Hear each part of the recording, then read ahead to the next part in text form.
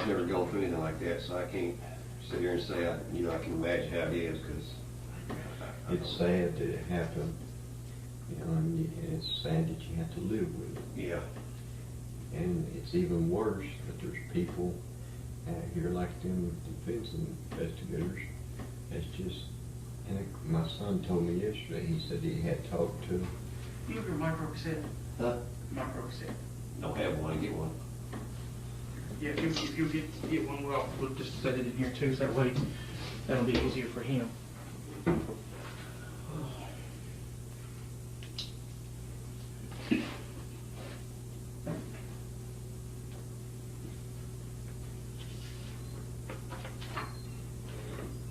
They drug you into it. Oh. You say you started here in '94? No, sir. I've been here since '91, okay. 1991. But I wasn't working in the criminal investigation division in 93, 94. I didn't come until 96. Okay. Upstairs here. I've been here ever since. Okay. We're good? Yeah. Testing 1, 2, 3.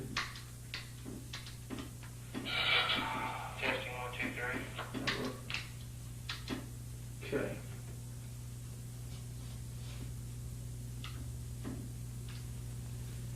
Today's date is Thursday, June 21st, 2007. Time now is 9:32 a.m. I'm Detective Lieutenant Ken Mitchell, presently along with Detective Chuck Knowles. We're presently in the CID office of the West Memphis Police Department, conducting an interview with Mr. Terry Wayne Hobbs, Hobbs, in reference to the triple homicide involving the 3 little boys from 1993. The case number is 93-05-0666 is the case number. And I'd like to go back over a couple of things with you, if I could, to start off with. The first one is a Rule 2.3 rights form that Detective Knowles went over with you just a few minutes ago. Do you understand the 2.3, and are you here voluntarily today, Terry? I understood the rule, and I am here voluntarily. Okay. The first signature below that, is that yours? Yes, sir.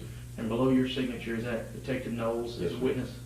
Okay. Now, I was not present for when you went over this with him, correct? Okay. What's your, if you would state your full name and your date of birth? Terry Wayne Hobbs, 5/21/1958. And you're currently how old right now? 49. Okay.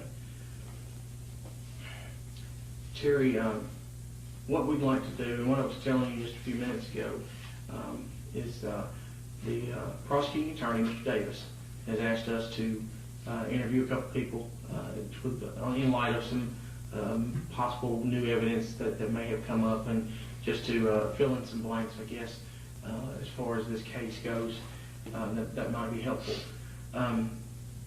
And that's what we've been asked to do, and that's why we called and asked you to take the notes, called you yesterday and asked if you could come in. And I appreciate greatly your availability to us. I mean, that you came in and can do this. What we'd like to do with you to start out with, if you would take us back to May the 5th, 1993. Okay, and I'm going to start out by just asking a few questions, and I'm going to let you just kind of walk us through the day in your mind, what you can remember. If you're not sure of something, just tell us you're not sure, or you don't know. I'm going to move this a little closer to you to make it a little clearer when you're speaking to us. Where were you living? You remember where you were living on May the 5th, 1993? May the 5th, we were living on McCauley Street in West Memphis. Do you remember the address? 1601. Okay, and who all lived in that house? Terry, Pam, Stevie, and Amanda. Okay, for purposes of this interview, when you say Pam, who are you talking about? Pam Hobbs, my wife. Okay. At the time. You said Stevie. Pam, my stepson, Pam's son. What's his last name? Steve Edward Branch. Okay. His full name. And how old was Stevie at the time? At the time, 8 years old. Okay. And you said Amanda. Amanda, Hobbs, my daughter, she was 4 at the time. Okay. Was she your daughter with Pam? Correct. Okay. All right. You said she was 4? Correct. Okay. Born here in West Memphis. Okay. And on May the 5th of that year, was Pam working anywhere? Catfish Island in West Memphis. I'm not sure of the street, but it's over by that Union 76 truck stop. Okay. And at that particular time also, were you working? I was working at Memphis Ice Cream Company in Memphis, Tennessee. Where is Memphis? 914 James Street. James, is it still It's still there. still there? What was your job title and job description for I was Memphis? a merchandiser. I sold ice cream. Do you do that over the phone, or do you have a route? Or I ran a route. You ran a route. What did your route consist of? Going to mom and pa's stores, little corner groceries, and filling up freezers and selling ice cream. Was your route strictly in Tennessee, or? No, I come to West Memphis, Did you? Marion, Forest City, up that way, Mariana.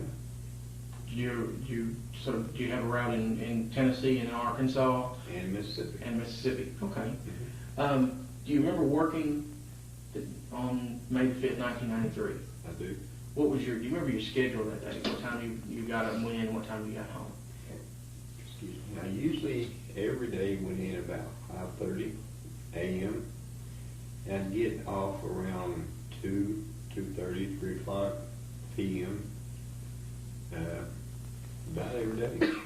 Now, this particular day, May the 5th, do you remember about what time you got home? Roughly guessing around 3:30, something like that. And was anybody home when you got there? Pam and Amanda was home. Okay.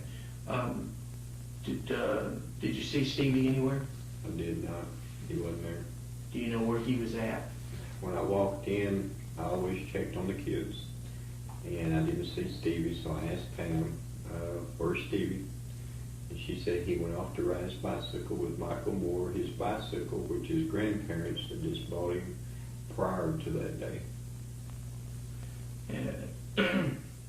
What, if you can remember, what kind of day had that day been for you? I mean, was it anything about the day that stood out up to that point? No, just another working day, getting home from work, and Pam was cooking supper. Anything unusual when you got home at all? Nothing other than Stevie wasn't home, and I always wanted to know where the kids was at. That's why I asked her. You remember what Amanda was doing during that time, or? Seemed like she was in Stevie's bedroom watching TV. No, but just nobody else in the house other than you and Pam and Amanda? Right. Okay. Did anybody come over while you were home after you got in? No. No? Mm-hmm. Did Pam work that particular day? She did. Do you know what her hours were? I think from 5 till 9, or closing, whatever time they closed. Might have been 10, but it seemed like it was 9. How many different vehicles did y'all own at that time? I know of 2, but it could have been 3, because I like to work on old trucks, and I believe I had one at that time. I like to restore trucks and sell them. Mm-hmm. And I think I had one. I know we had 2 vehicles. Hey, were the other 2 ones that you drove? Correct. And we remember what they were?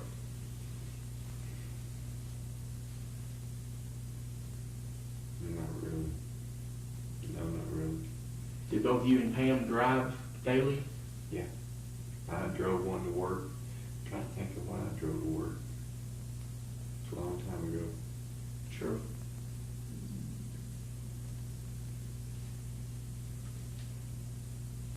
We had a LeBaron, no Chrysler LeBaron. We bought from City Motors here in West Memphis. That might have been what I was driving at the time. Maybe blue. Okay. I'm just guessing. Now, this particular day, the 5th, do you remember what time Pam left for work? when I got home and seen Stevie wasn't there, she told me he was supposed to be home at 4:30. So from the time I got home, she was cooking supper, and I would walk out to the driveway and to see if I could see him coming down the road on his bicycle, because he's proud of his new bike. And I didn't see him, so we waited around, and she had to be at work by 5, and you know, I would go in and out of the house to see if I could see him coming, because I had to take her to work. And you know, you just don't want to leave the kids at home by themselves. Well, we didn't, and he didn't show up. Is there any particular reason you had to take Pam to work?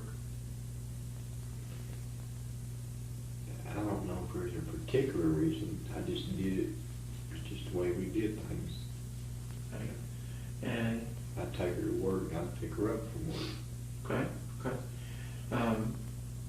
So who all went when you took Pam to work? Who all went? I drove. Pam went with me, and Amanda. Okay. Let me back up just a second. During this time period, 1993, up to, say, from the beginning of 93 up to the 5th of May, describe your marriage with Pam. How was your marriage? How would you describe it? Could have been better. We'd had Pam had a problem of staying faithful. She really did, and that got me, but she had something. She was working at Poncho's one time down here, and we had pool parties every once in a while, and some of the people from Poncho's would come over, and one night I come in there after one of our pool parties. We didn't want the drunk people to drive, so we just let them, you know, fall out, and wherever you laid is where you woke up at.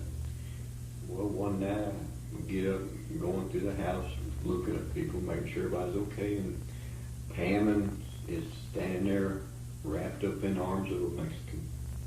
His name is Jessie, and he worked at Poncho's with Pam.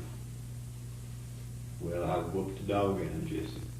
It probably wasn't right, but I did. But you know, that happened, and so I'm not going to say we had the perfect marriage, but that did happen before all that happened. But we had a pretty good marriage, I thought. But you know, Pam just did some things you shouldn't. Do you remember what room they were in when you said The kitchen. In the kitchen. Mm-hmm. Okay.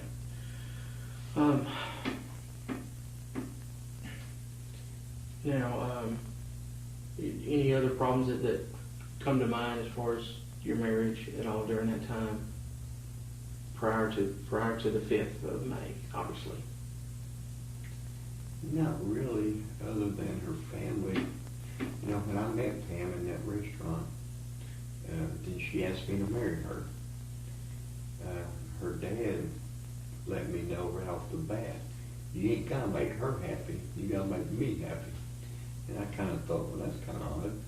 You know, I'm not marrying you, I'm marrying a girl. Mm-hmm.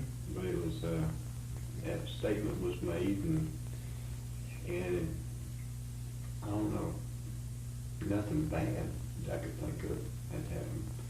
You know, other than I'd seen the son-in-laws beat up from the dad and the brother when the girls would call home crying to dad or mom. But my husband did this. I'd seen the brother and the dad go over and beat them up. And I just thought, well, I don't want that to happen to me. So I tried to stay away from them. Do you and Pam ever have any kind of physical confrontations at all during that part of your marriage? No? Okay. Not that I can think of. Yeah, as far as the children, as far as Stevie and Amanda, discipline. Who did either or both of you discipline the kids when they did wrong? We would, sure. Both of you? Well, not the double team. No, that's not what I'm saying. I'm just saying, did both of you? How did you discipline your children? With a belt.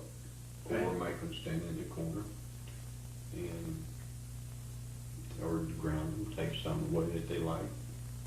Stevie liked Nintendo games, so we would borrow him from the Nintendo, or borrow him from riding his bicycle. What about Pam? How did she discipline the kids? When she would yell at them, or not yell, not mean yelling, but just being a mom that left it up to Dad most of the time, but she would whoop them, you know, on occasions. So I guess between the two of you, who was the bigger disciplinarian? Dad. Okay. Okay. Was there anything in particular that you can remember that Stevie was, you know, into? I understand it's an 8-year-old little boy, typical 8-year-old little boy. Is there anything he was really into at that time, as far as some stuff he really liked? And Well, he liked watching Ninja Turtles on TV, and he would get out there and think he was Bruce Lee, you know, doing his karate and backflips, and he liked to swim pool. The house had a nice swimming pool in his backyard, and he enjoyed that. And he got into the Boy Scouts. You know, he won that race that year with the little cars that they had to make. oh, the soapbox derby? Yeah, he won that race that year. Did he really? Yeah. Now, Stevie's friends, or did he have any friends he was particularly close to or hung out with more? I would say a little boy named George. I don't know his last name. At the time was George, and Michael and Chris. Yeah. And then we had some friends lived a couple of streets over, and we'd go over there. And of course, they had the girls a little bit older than Stevie was at the time, but he had a little crush on her, I think, or she might have had a crush on him. What do you remember the name of those people? Yeah, David and Bobby Kobe. David and Bobby Jacoby. What street did they live on? From where we lived, you get on the gully, 1 or 2 streets over. I don't know the name of the street.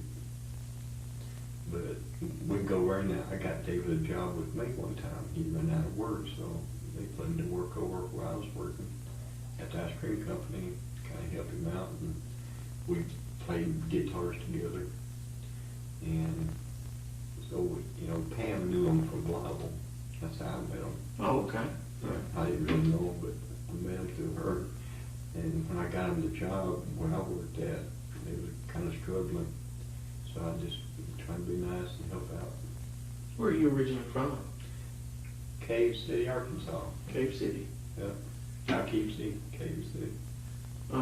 What about Pam? Was she From originally Blyville. from Blyville? And Steele, Missouri, up in Dover. Okay. Mm-hmm. Did Stevie ever have any friends come over and, you know, spend the night, sleepovers or anything like that? He did. I'm just trying to think.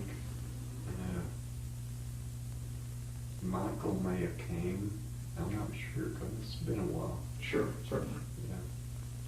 But it seemed like there was some kids come over. I can't remember. George might have. This little boy named George. Do you ever remember Stevie going to spend the night at anybody else's house? His grandparents a lot. Maybe his aunts and uncles on Pam's side of the family. I don't know about West Memphis though. I don't think so.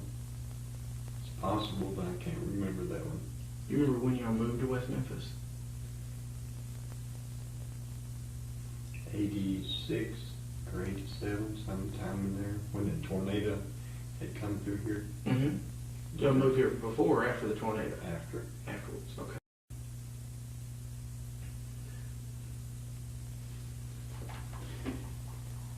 Going back to May the 5th, you said before, and correct me if I'm wrong, okay, please. You said that you took Pam to work at Catfish Island. Okay, who went with you when you took her? Amanda. Okay. And when you dropped Pam off at work, where did you and Amanda go from there? On our way to take Pam to work.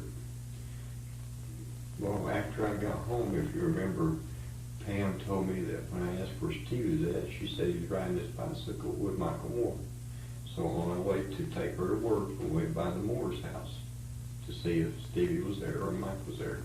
Don was there.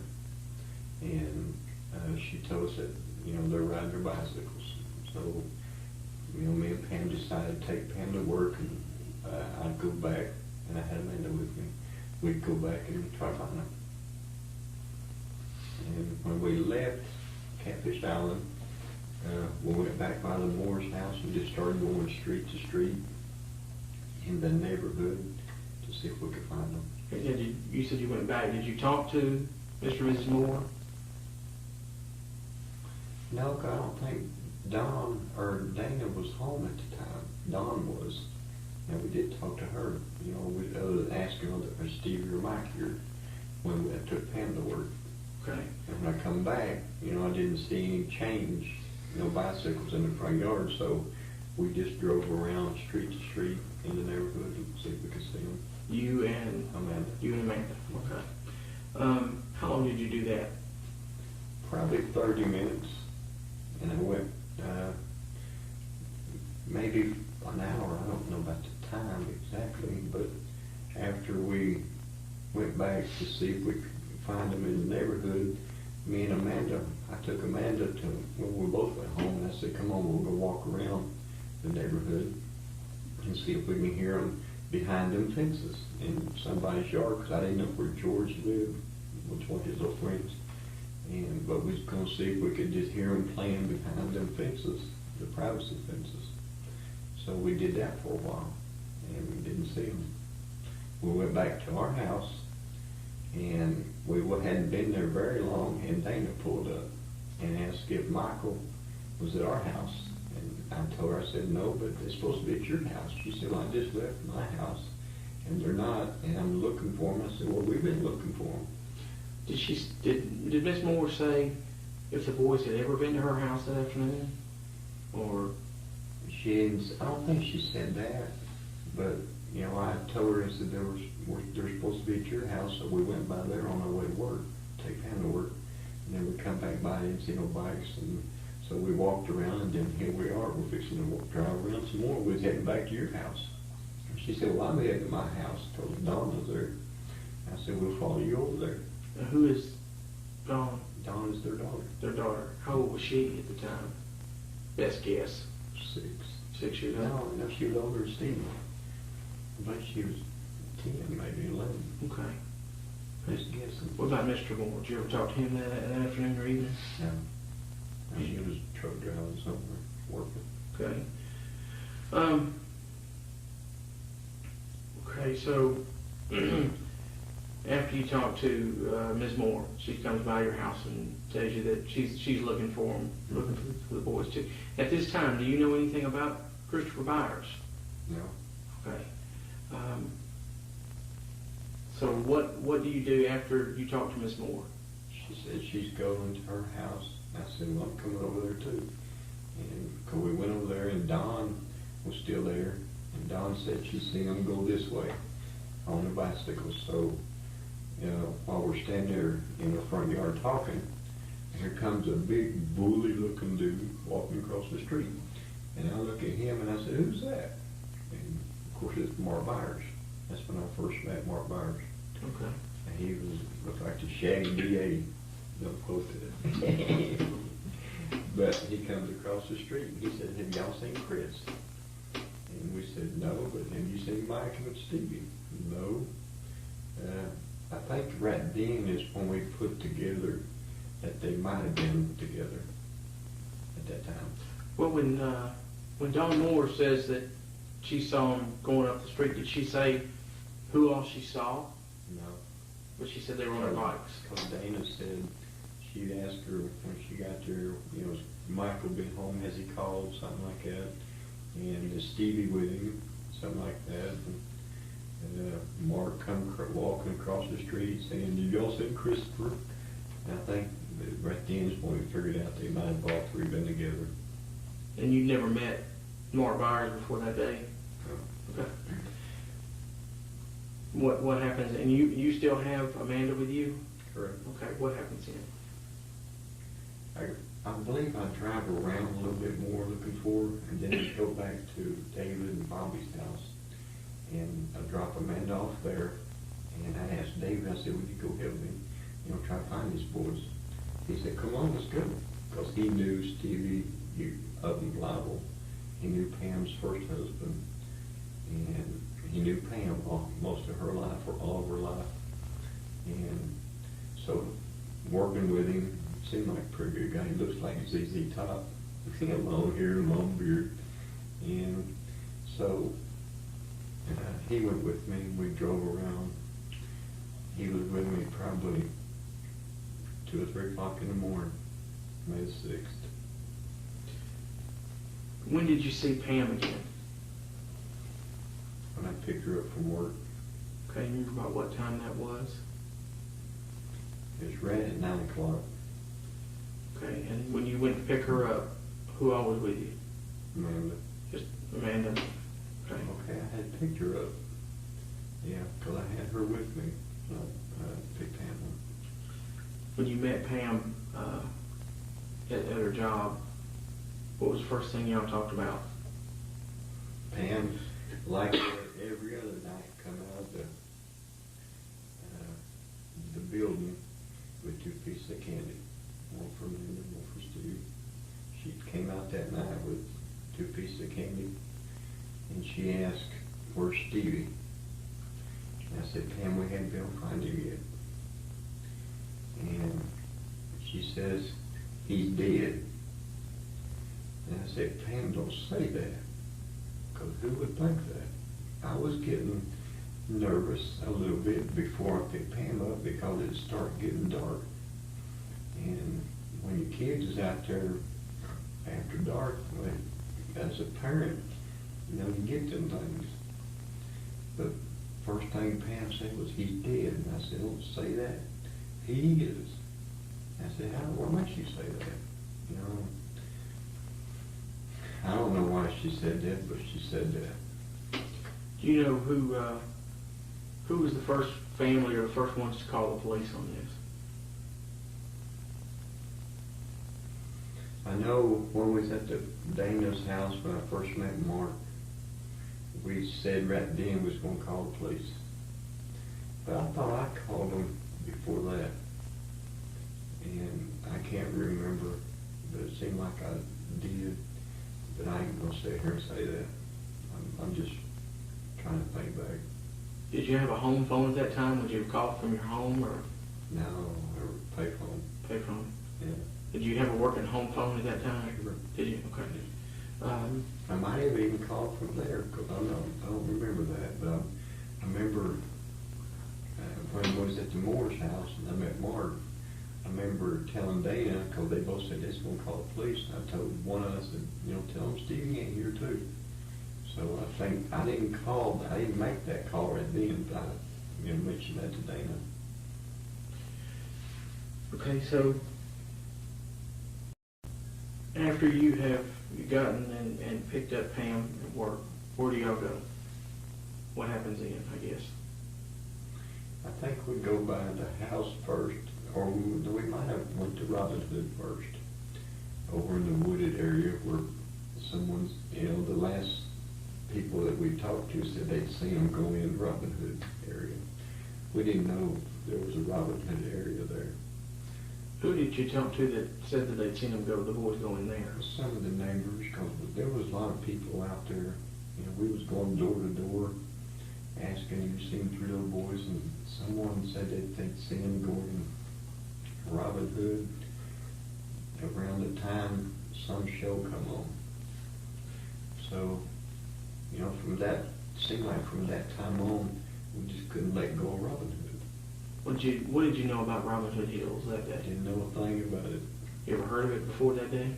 Not a thing.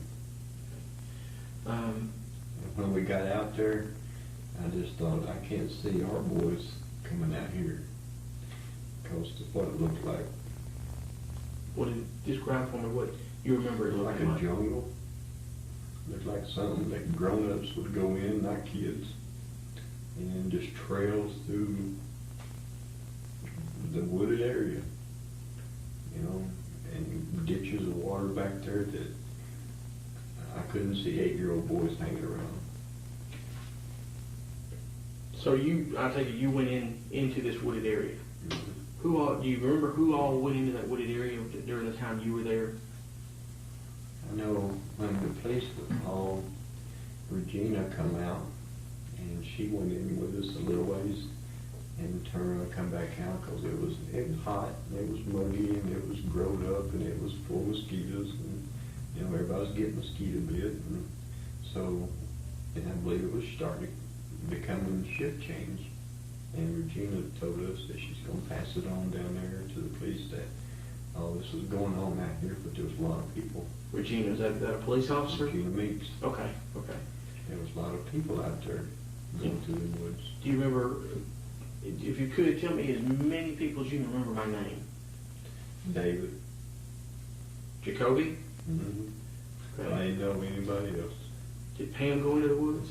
Not until I picked her up. And We went in together. Did you go into the woods before you picked up Pam? Sure. You did. Remember about what time that was? 6:30. Okay, who was with you at that time? David. David Jacoby, anybody else? Just a lot of neighborhood people. Because there was people on 3-wheelers, 4-wheelers, motorcycles, bicycles, on foot. That was, calling herself, helping us look for 3 kids. Is there anything that you saw that, was it daylight or dark when y'all went out there the first time? Daylight. Is there anything out there that struck you as unusual or odd that you saw? Nothing other than I wouldn't have been out here. This is not a place I hang out. And we were told at one time that there was something that covered up a hole or something, and they thought they might be in that hole, so some of them little kids that knew where that place was at said they'd go check it. I think there's a Byers boy, the one that was alive. There's another one alive. Can't think of his name. But I think he was going to go with some of the people that was there and check. I don't know what they're talking about. Was that supposed to be out there in the wooded area also? Mm-hmm. Oh, okay. So how long do you think you stayed out there in the wooded area the first time? Robin Hood area?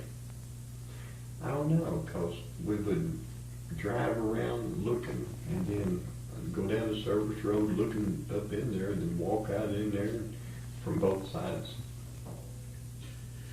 Did you see anybody hanging around that area that I know you said people were looking. I mean, if you had your best guess, I guess, Terry, how many people your best estimate of how many people during this first time you're out there do you think are out in that area looking? 20 to 40. 20 to 40. That's a good number. That's a large amount of people. Mm-hmm. Were any of them police officers at that time, or were they just citizens? Just Regina, and after shift change, another officer come out, but he didn't go in the woods. He stayed in his car. Okay, when you get done, and is this the first time you're out in the wooded area, or okay? When you leave there, how long after you leave there do you go pick up Pam? I picked Pam up at 9 o'clock. Not only are we looking in the wooded area, but people keep saying, well, there's 3 boys riding a bicycle over here. We've seen 3 boys over here. Someone said 3 boys, so we would go everywhere we heard.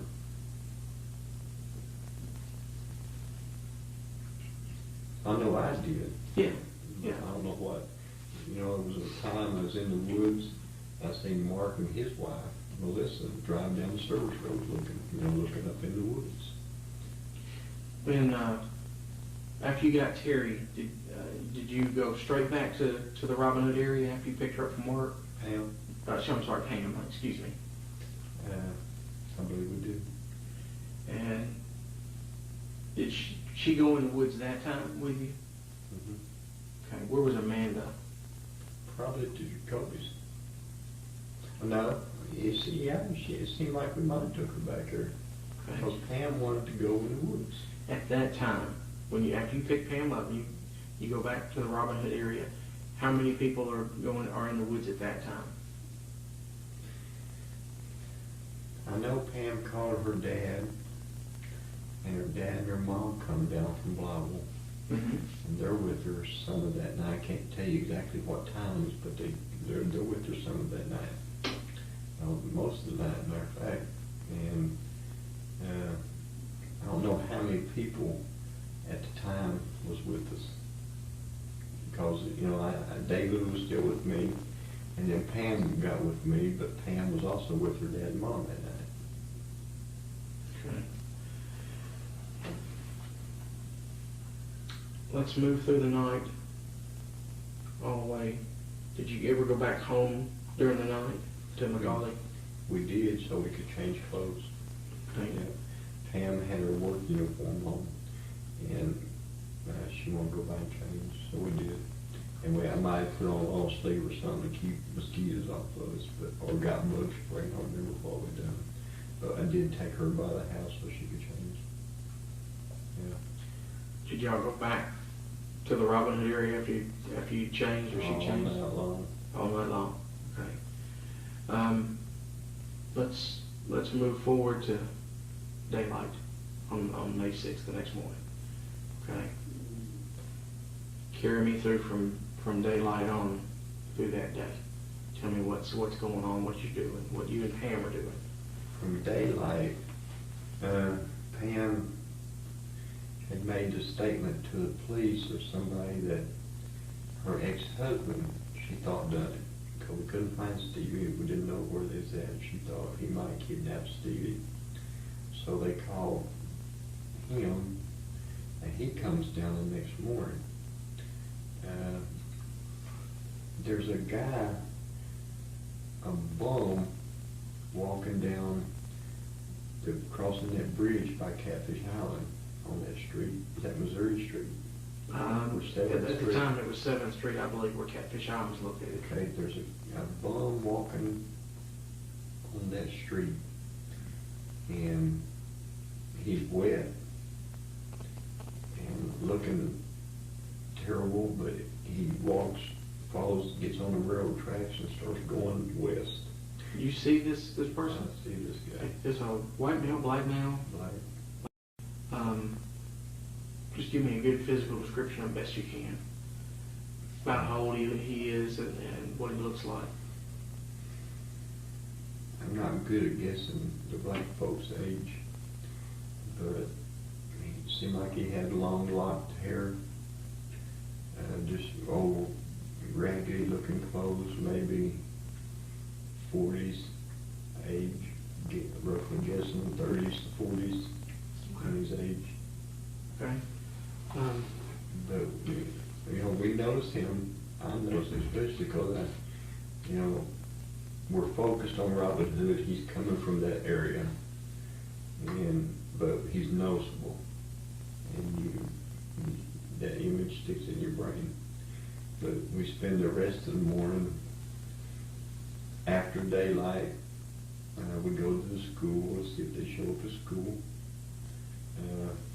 We're still riding around, still walking around through Robin Hood. Who is we when you're talking about we? Family. During the night, we're out in and out Robin Hood all during the night. Pam, her dad, myself, David. Up until David, I asked David, I said, man, you got to go home because you got to go to work in the morning. And just friends. I mean, really not friends, just family. Yeah. It's really me and David and her dad for a while. Okay. Now, you said you saw this black male. Who was with you when you saw him? Pam was there. Seemed like she seen him. Steve, Pam's ex-husband, might have been in the area. I'm not sure if he made it there yet. But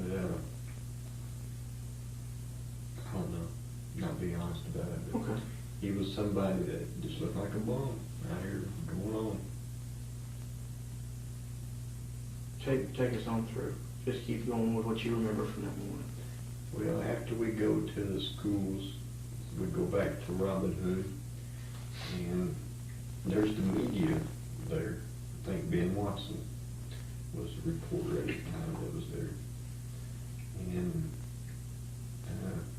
because Mark had called Search and Rescue in Marion, and they said they couldn't come until West Memphis Police Department called them and said, show up, come out here, we got problems. So, we felt like we'd done what we knew to do. But the daylight comes rolling around. Mark and Melissa went home during the night, and they showed back up daylight. And so we go to school, they don't show up, we go back out to Robin Hood, and there's the media. They're live, broadcasting live. And then wasn't too long after that, here comes Search and Rescue, here comes police officers from everywhere, and the morning goes on. They start to search and doing things. I'm watching, talking to some of them as they're going down the bayou in a little boat, and they tell me they're going to drain the bayou or something like that. But I don't know. We spend the rest of the day still riding around, me and Pam. And her dad had to take his wife back to Baldwin to be with the kids up there. And while they're up there, the next day, while they're up there, me and Pam's riding around. We go get something to eat, and we really couldn't eat. We go somewhere, and we hear somebody say they found 3 boys, and they tell us it's on that road by the apartments over there. Mm-hmm. And so we fly back over there, me and Pam, and Jolene might have been with her at the time. Seemed like she was, I'm not sure. Jolene. Her sister. Pam's sister? Yeah. Okay. But seemed like she might have been, don't quote me on that, but we get back over there and we see the crime scene tape up there, and we don't know what's going on, but there's a lot of people there. We park our vehicle, we get out, we start running up to the tape, and Pam faints. And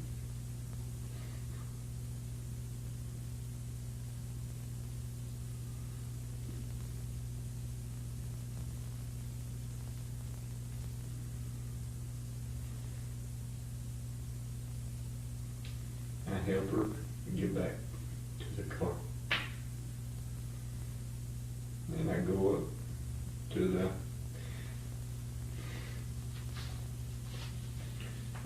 the crime scene tape. Gary Gidge was standing there. I asked Pam's husband, ex-husband, he said they won't let you pass the tape.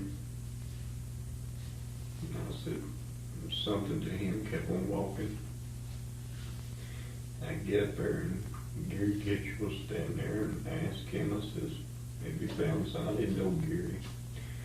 And I asked him, have y'all, what'd you find? He said, 3 boys. He said, I think it's a homicide, or it looks like a homicide, something like that. And I asked him, I said, what? He said, it looks like they've been murdered. And I just fall to my knees and start crying. I look back there at Pam, and they're trying to get her woke up, and she's having a hard time.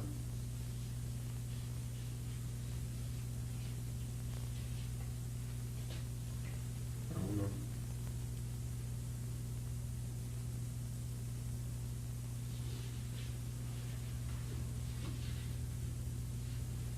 I'm going to change sides real quick on this.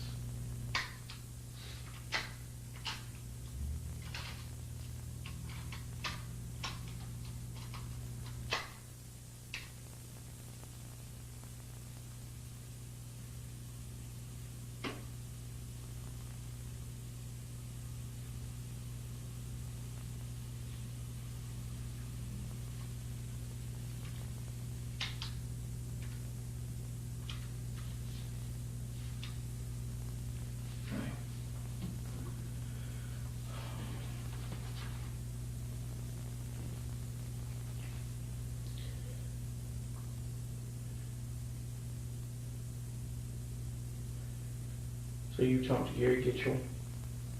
He's told you what's been found, what they found. And that they were treating it as a homicide. Is that right? I guess. He just told me it looked like a homicide, looked like they'd been murdered.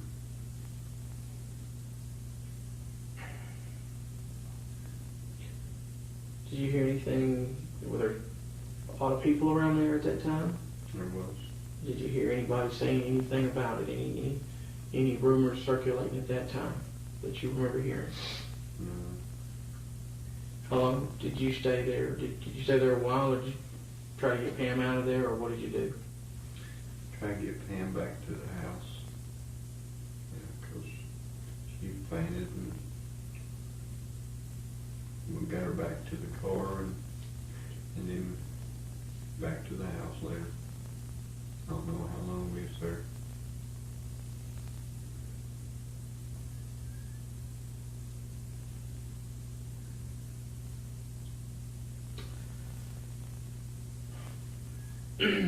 Now,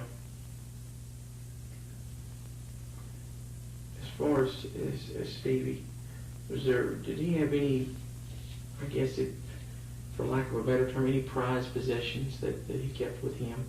Anything that he wore or kept in his pockets, or anything that you would know of, that you remember from back then?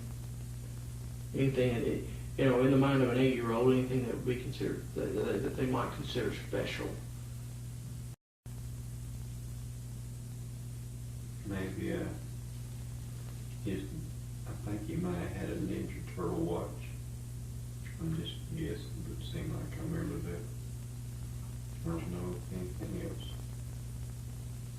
Not at this time.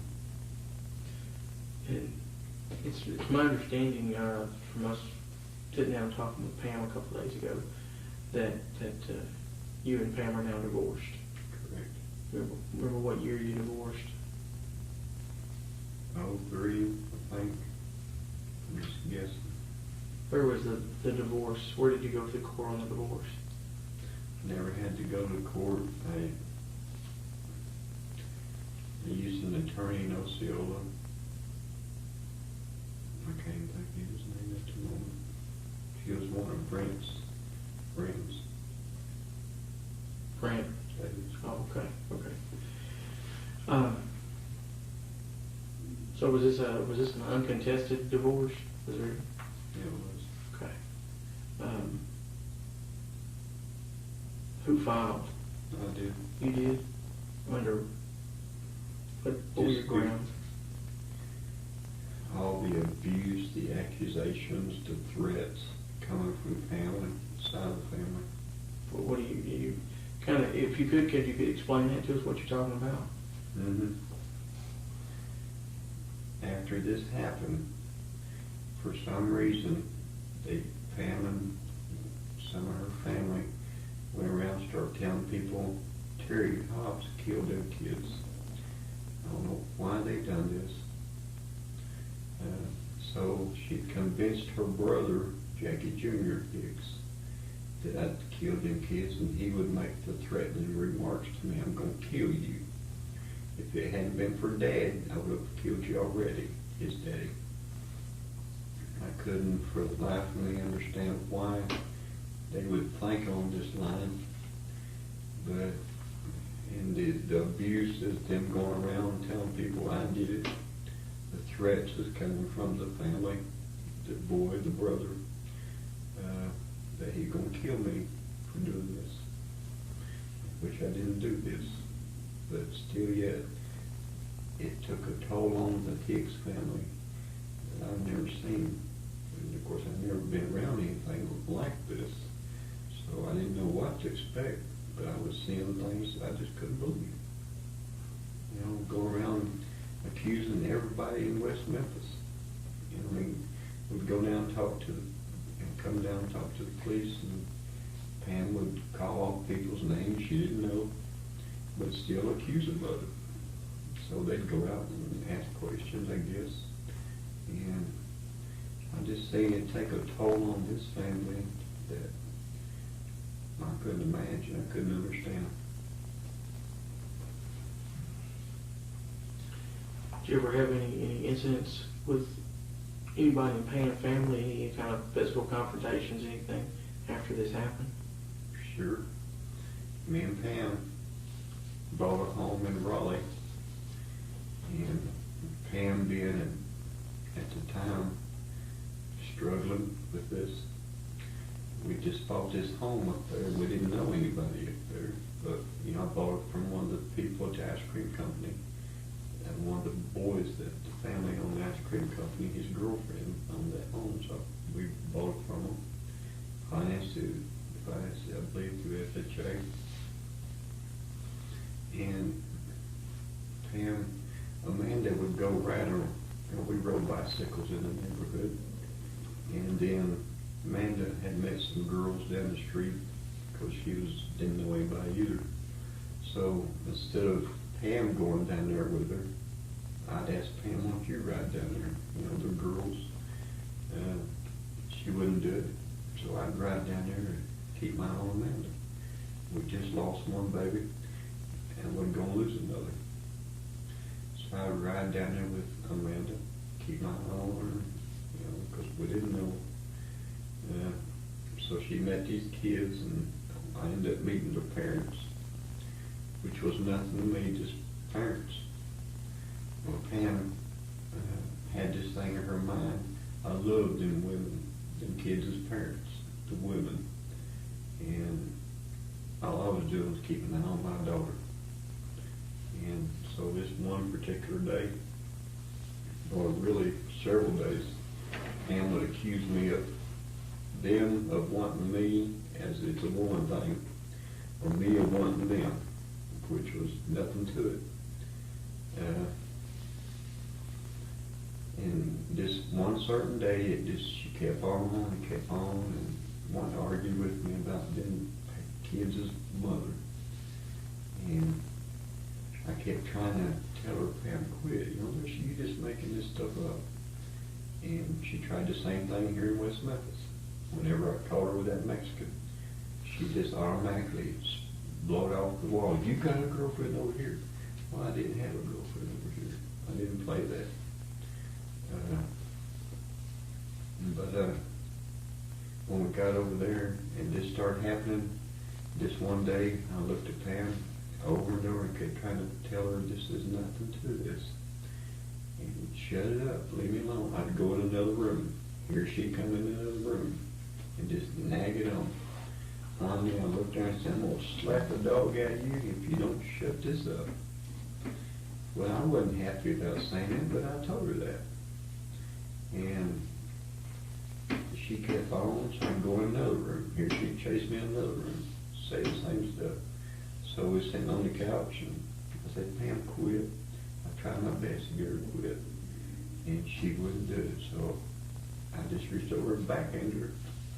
And I know I was wrong for that, but I didn't care. You know, I tried to get her to quit. This went on for hours, not minutes. This went on for hours. And I did reach across there and backhand her right in the mouth. And when I did, she popped me upside the head and grabbed my car keys and threw them across the house and grabbed her car keys, going to head out the door. And so I just thought, no. I grabbed her arm, which had her keys in. I was going to throw hers over there too, kind of childish, but just what was going through my mind. So I grabbed her.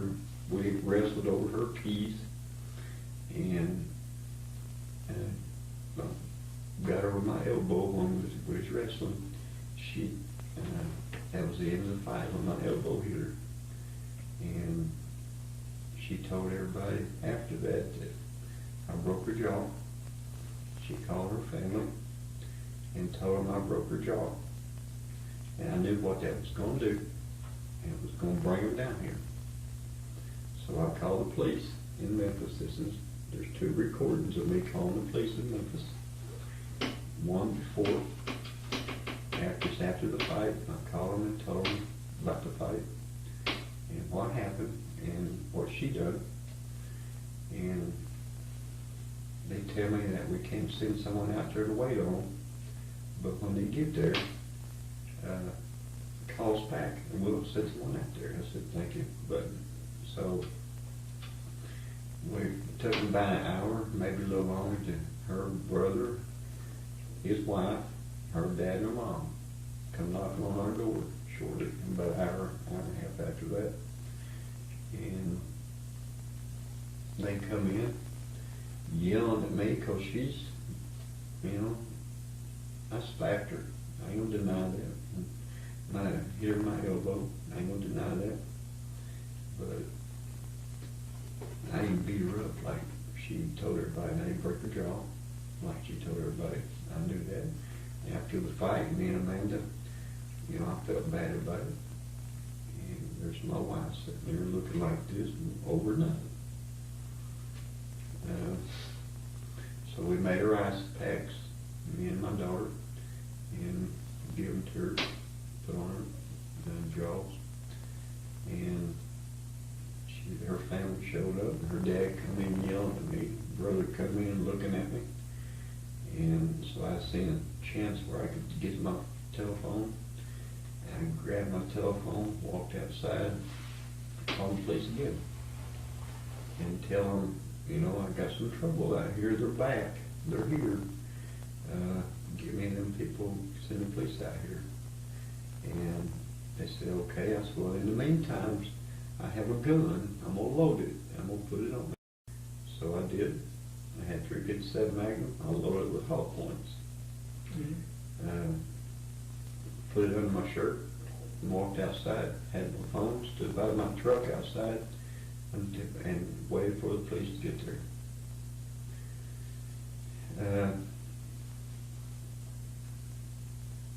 The dad and his son come out and looked at me while I'm standing out there by my truck, waiting on the police to get there, and walked back in the house. And directly the boy come out there, Jackie Jr., come walking out there. I'm standing by at the bed of my truck, waiting on the police to get there, not saying nothing to anybody. And he walks up to the side of my truck. He said, Terry, man, what happened? And then he reaches over and grabs me by the back of my hair and starts pulling me backwards. And I've got my arm on the side of my bed of my pickup, and I'm just hanging on, you know, like that, the best I can. But he's a big old boy. And I hang on until I lose my grip, and then I don't know what happened after that, until I'm laying on the ground. I wake up, I'm thinking if I wasn't knocked out, I don't remember nothing else until I'm laying flat on the ground. He's got both his knees on my back, and he has my head twisted like this. And I'm thinking, this has got to quit. And I pull my gun out, pull it up in the air, and pull trigger. But it just so happened to hit him. I didn't point at him and shoot him. I was just going, man, I had a gun. You know, I could have yelled it out, sure. I just pointed up in the air and pulled the trigger. It knocked him off of me. And then the ambulance showed up before the police did over there. But they came and picked him up. And he put me through the ringer over there over that.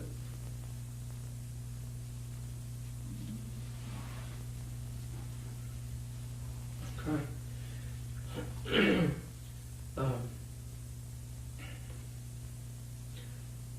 When was the last time that you and Pam actually lived together?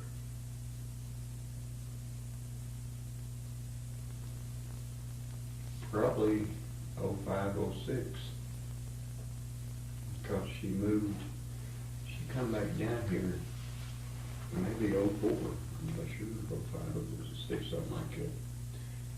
She come back down here and went to work at Super Low on Code and Pipe. And she lived with me for a while. And then she moved out and got an apartment on Code and Pipe and lived there until she moved back to Baldwin.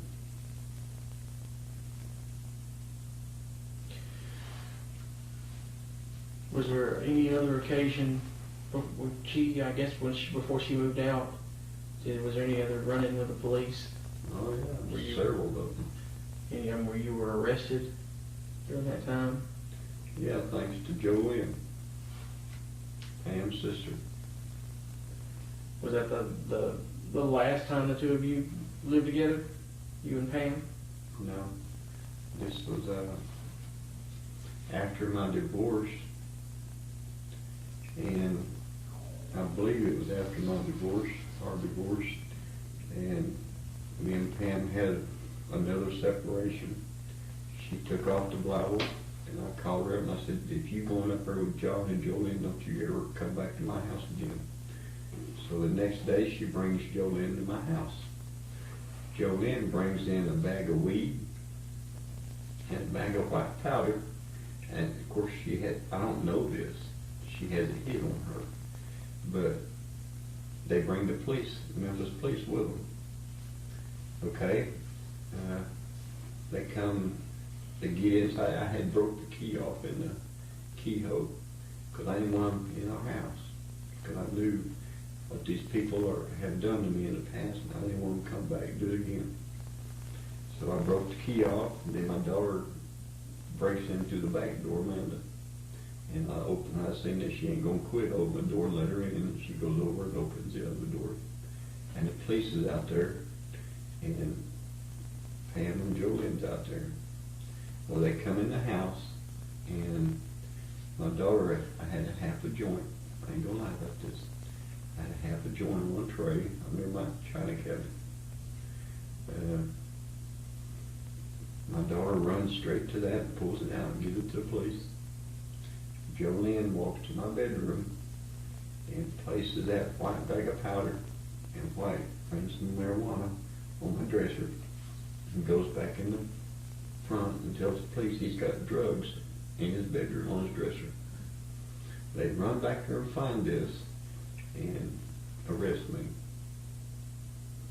And on my way down there, well, matter of fact, as we're walking out of the house, I'm handcuffed. They put me in the police car. Amanda, Pam, and Jolene stand on the patio or the carport. Pam and Jolene are yelling top of their lungs, "You killed Stevie." They're chanting this. "You killed Stevie." They're saying it so loud and so many times that police officer, when he gets me down there by the car, he says, he stops me, he asks me, he says, "Who's Stevie?" And I tell him a little bit about what happened over here. Mm-hmm. He said, "I need to get you away from these women." I said, "Please do." That's just the way that happened. But I did get arrested for that. And they dropped that charge on me over there. I think they was probably going to charge me for that white powder. I told them, I said, "I don't know nothing about that. And neither one of them bags are mine. But that one thing was mine." But I went ahead and they went ahead and charged me for the weed, I think, which came from her.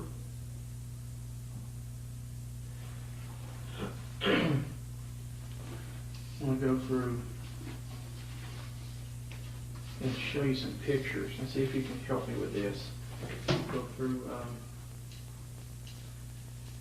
see if you recognize these items, okay? Let me write some of this stuff down.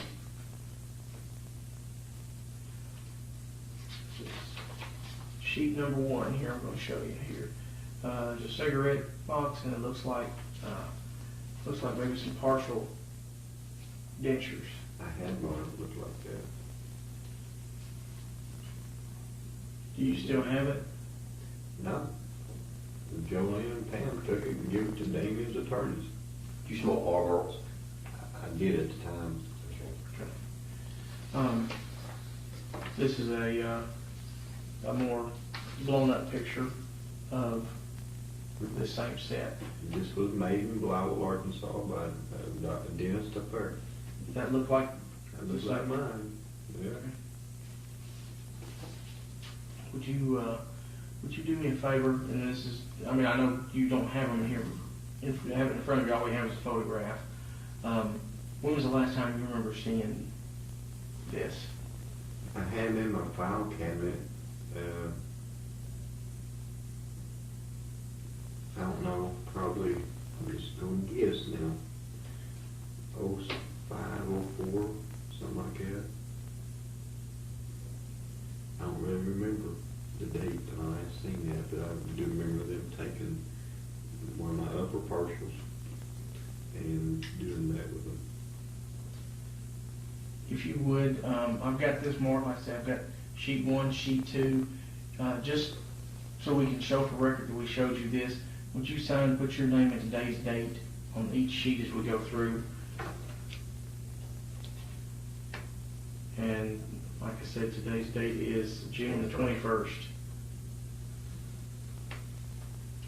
Can I round here, I looked at this? Sure. I mean, that's fine. I mean, we're recording, so it's showing that you're looking at it. But yeah, that's fine.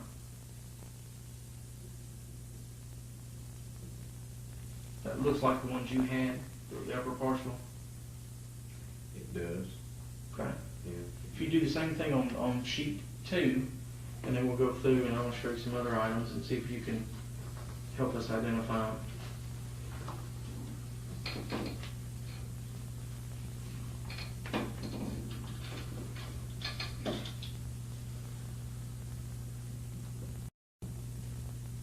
Okay. We'll put these here. I'll get them in numerical order. If I need to borrow my pen for just a second. All right. Start here with sheet 3.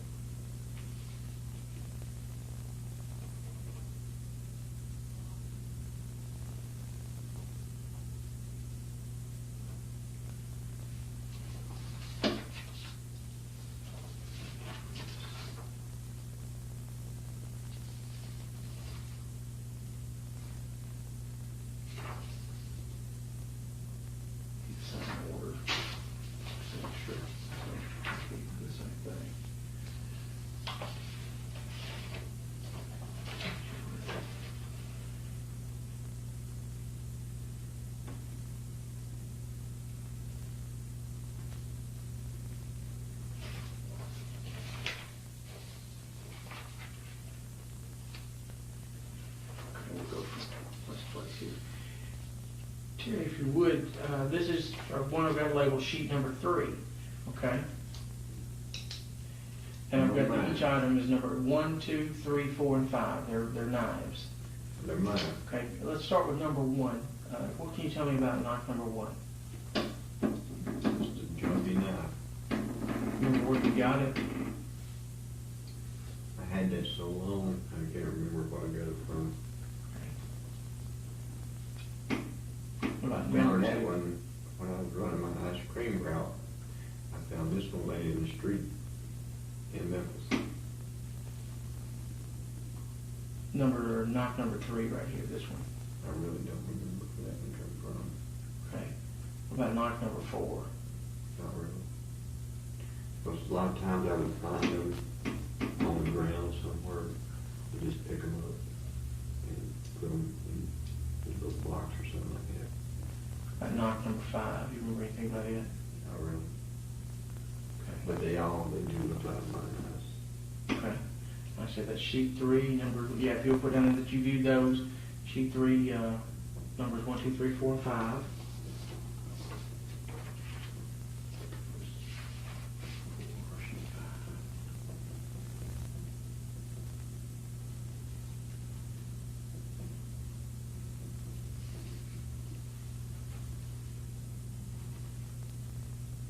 And these are, I guess, the ones that Pam told me not long ago, like they said I could have back.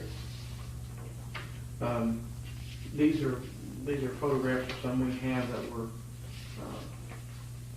I believe, were turned over to an attorney that has possession of them right now. Yeah. You mean get them back? Sir? You mean get them back? Do I want you to get them back? No, I don't need them back right now. I mean, if we need them, we have there's a process we have to go through to get them, a legal process we have to go through to get them. Okay. They said I could have them. Who said you could have them? Pam told me the attorney said that. No. I've not been told anything to that effect so far, okay? Okay. That may change, but so far, no. But they're locked up safe. They keep right now, is my understanding, is what I've been told. So Yeah. let's move to sheet number 4 here. And there's 2 items I got marked 1 and 2 on this, a photograph. Do you recall these items? Mm-hmm.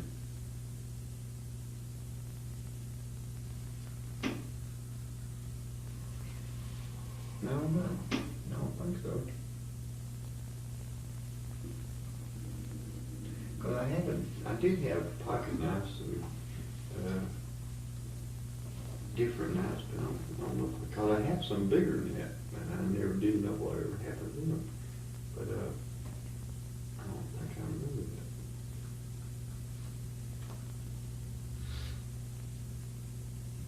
that. Mm-hmm. Don't remember that knife and Not right. sheath? Not at the moment. No, because if I did, I'd tell you. Okay. Okay.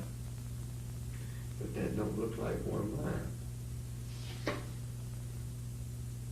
No. You don't remember it though? Okay. I don't remember that knife. If you would still sign showing that you viewed it, it's showing you're not remembering it, but that you don't remember owning a knife like that. So them old knives that I had, I didn't really take them out and look at them, just toss them in the drawer.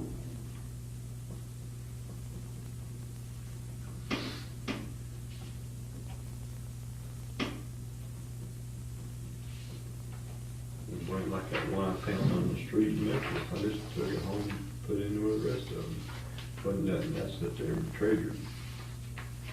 These are stuff you picked up along the way. Okay, this is sheet number 5, and it's marked 1, 2, 3, and 4 as far as the items. Tell me what you remember about those, if anything. This is mine. Okay, you're pointing what numbers? 2 and 3. 2 and 3. That's a knife, and looks like a little sheet for it. Uh-huh. All right.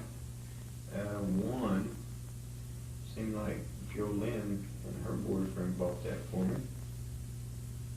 But that looks like one that I had, or Pam might have bought it. And that one. Is this right up above that? This looks like it's got 6 stars. Is that the cover for that, the box? Top? Could be. Okay. I think that come from Pam's sister. Okay. What about That's just an old junky knife. what about number 4? That looks familiar.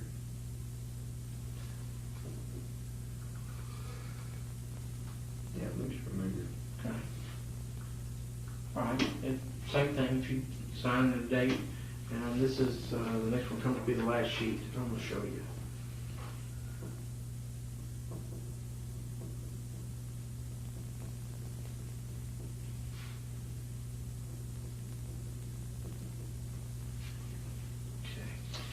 Okay, the last one, this is sheet number 6, and it's again marked 1, 2, 3, and 4. You look at the items on that and tell me if you recognize any of those. Yeah, Start with number 1. Do you recognize it? it's old, it's on the head. What about number 2? It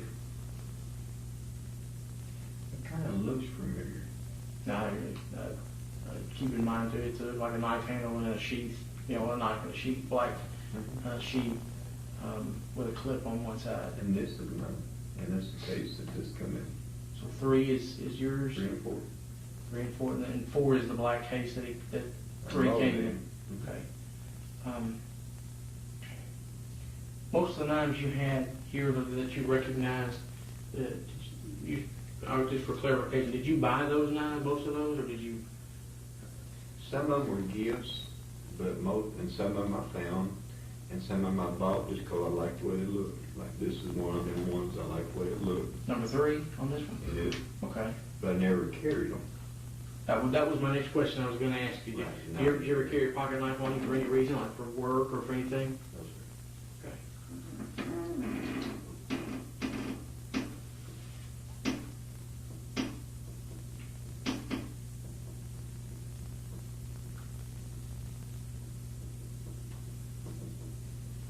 Now, let me ask you, I don't have any more of these to show you. That was the last of those. Let me ask you this, Terry. Do you remember You remember Stevie ever having a knife at all?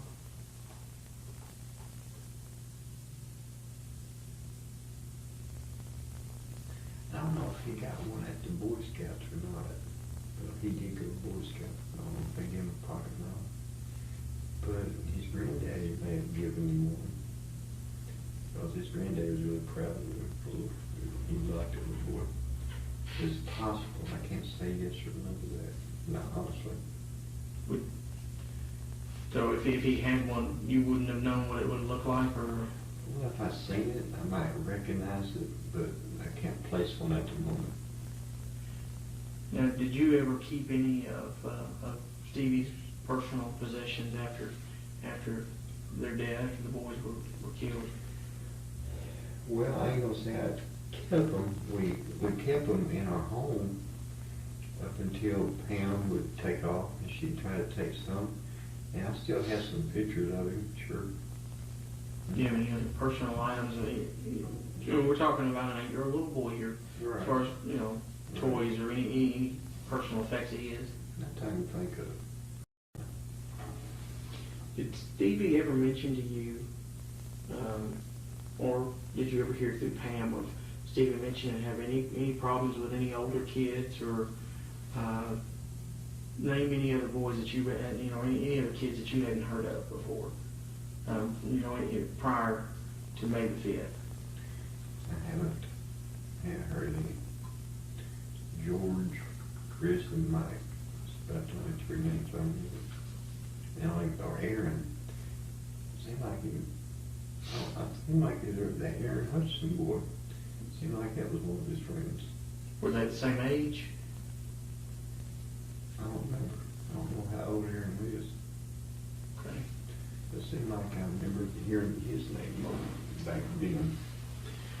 When you and Pam moved to West Memphis, did you move to the house on South Macaulay? Is that the first house you were at, or did you live somewhere else? No. If I remember right, we moved south of on South Avalon. Down in that area, there was a house down there. I don't remember the street, but that we rented. And then we moved over there behind Kentucky Chicken on the roads, I think. Mm-hmm. Okay. If I remember right, there was a house there. Then we moved past Macaulay, another house over that way before Macaulay. 4 houses. Were those all rental houses, or? They were. Okay. And the house on Macaulay, the South Macaulay, the last home you lived in here, was that on South Macaulay? Oh, was that a rental house? Don Campbell. Don Campbell's was his rental house. Mm-hmm. Did you ever move anywhere else in West Memphis after that? After living on 1601 Macaulay, or what was it, 6? Yeah. What do you mean, did I ever? Did y'all live anywhere else in another location in West Memphis other than after South Macaulay or after Macaulay? No, we moved. Moved to Baldwin. Okay. How long? How long after Stevie's death did y'all move to Baldwin?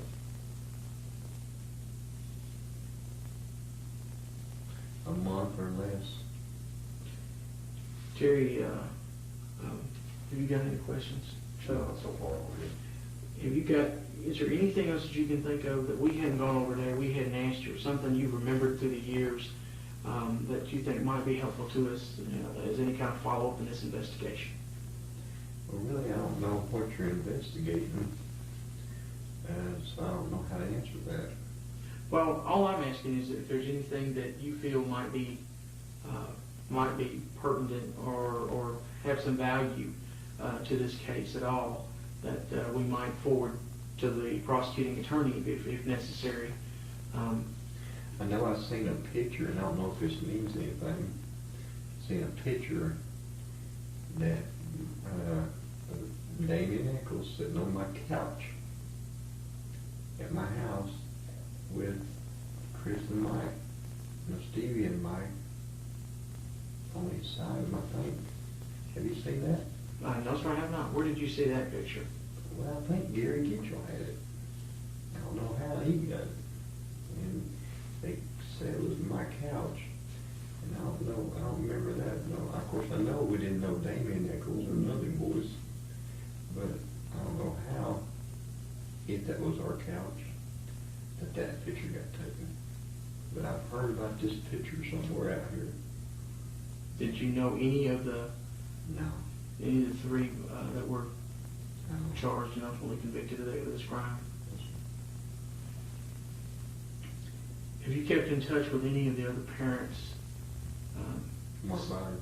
Mark, you still stay in touch with him? Mm-hmm. I know his wife is deceased now, is that correct? Melissa.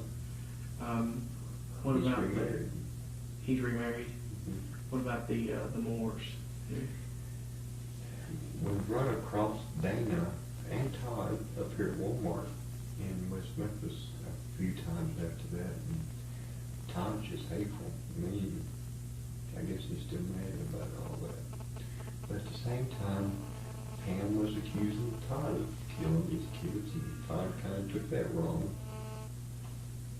You know, because he was out of town working that night. But yeah, we had a confrontation about that one time. You and I thought Todd was going to beat Pam up. Yeah. Because he was mad because Pam was accusing him. Pam didn't know him. you said that, just going to touch back again on this picture you were talking about, you actually saw this photograph? Or did you just hear about it? You said the one with Damien and Yeah, two boys. I've heard about it, but I don't remember if I seen it. Seemed like I seen it somewhere. You heard it from who? Mark? Mark Byers? Byers? Yeah. He said that someone's got this picture, and it's of my couch. He said Gary Mitchell told him it was Terry's couch. But it seemed like Gary talked to me about that one time. If we needed to get a hold of Mark Byers, how could we do it? What's the best way to reach him? Cell or his home phone. Okay. You don't have his number? Well, I'm trying to confirm, make sure that if you're still in touch with him, you may have more updated information than we do. He's not my local person I call. Where's he living at now? Millington. I have a phone number on it. If you got one, I'll take it. I will.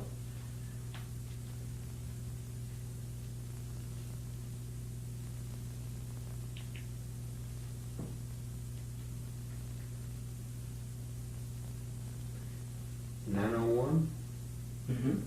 872-2700. No, 2708. 2708, okay. 873. Is that what I told you? You said 872. It's actually 873? 873. Okay, I got you.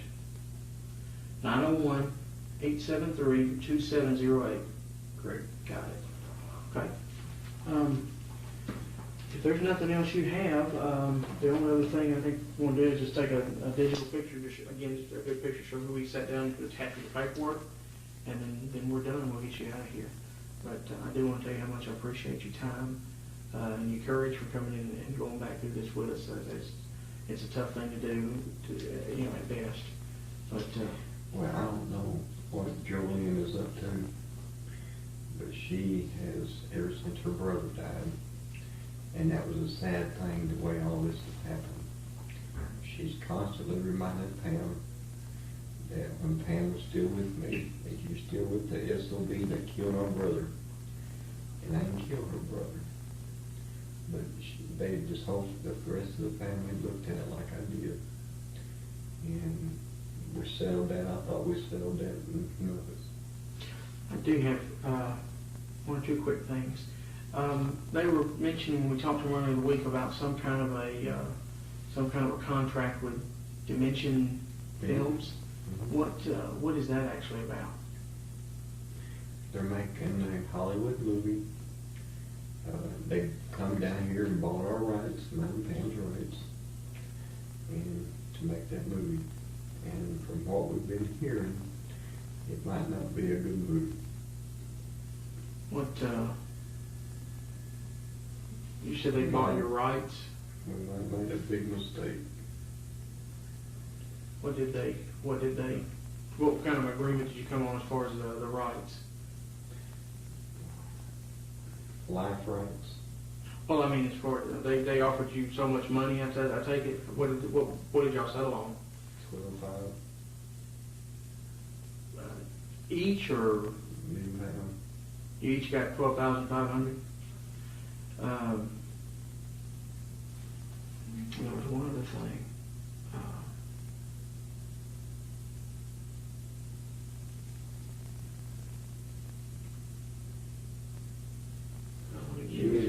She didn't bring you the contract?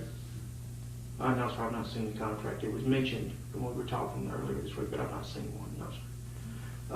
You was talking about a book that you was writing, That's what I was just remembering. and you said you started back on the 5th of May and been going on. I've got one.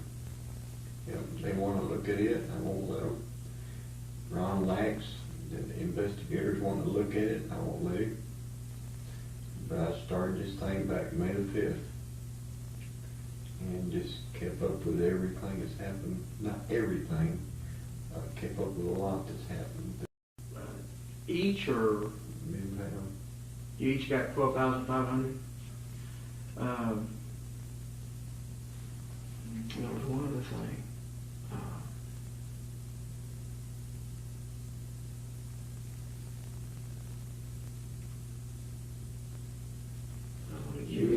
She didn't bring you the contract? No, sir, I've not seen the contract. It was mentioned when we were talking earlier this week, but I've not seen one, no, sir. You was talking about a book that you was writing, That's what I was just remembering. and you said you started back on the 5th of May and been going on. I've got one. Yep, they want to look at it, I won't let them. Ron Lax, the investigators want to look at it, I won't let him. But I started this thing back May the 5th. And just kept up with everything that's happened, not everything, kept up with a lot that's happened through the years. Okay. Is it something you're handwriting or something you're typing on a computer, or? Well, I've handwritten it, and I have a writer who's wanting to put it in the book form for me, because one day I'm going to put it on the market. Okay. And you have that within your possession right now? Mm-hmm. I don't have any further questions, nothing else that I can think of at this time. Again, Terry, I want to tell you how much we appreciate you coming in. Like he's going to do a digital picture of you to show, put with this, that only. It's not intended for anybody else, okay? And we'll get you out of here. And like I say, I appreciate your time. I know this has been tough, but I do have a lot of respect for you actually coming in and talking to us, and I can't tell you how much I appreciate it. You're welcome. All right, we're going to do the picture. I'm going to turn this off. We're just about run to both sides. If you'll do the picture, let's get this gentleman out.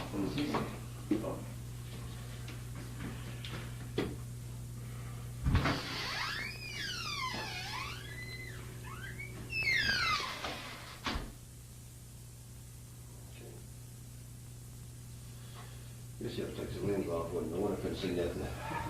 It's been a long week. Yeah,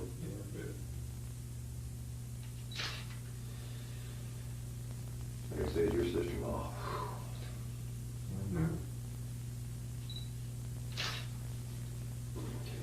It's sad, you know. Yeah. You don't want to, I don't know what happened out there in the woods that night, whenever, but for them to try to blame it on Mark, blame it on me, blame it on him, and not let somebody get risk from this. Yeah. Terry, appreciate it, man. Let me give you my card if you ever need anything or something like that, just holler back at us. Anything we can do for you, just let us. This is where I work, but you got I got all that stuff, yeah, I wrote it down on your sheet here. Okay,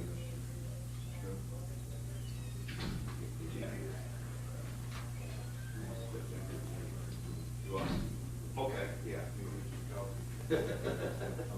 All right.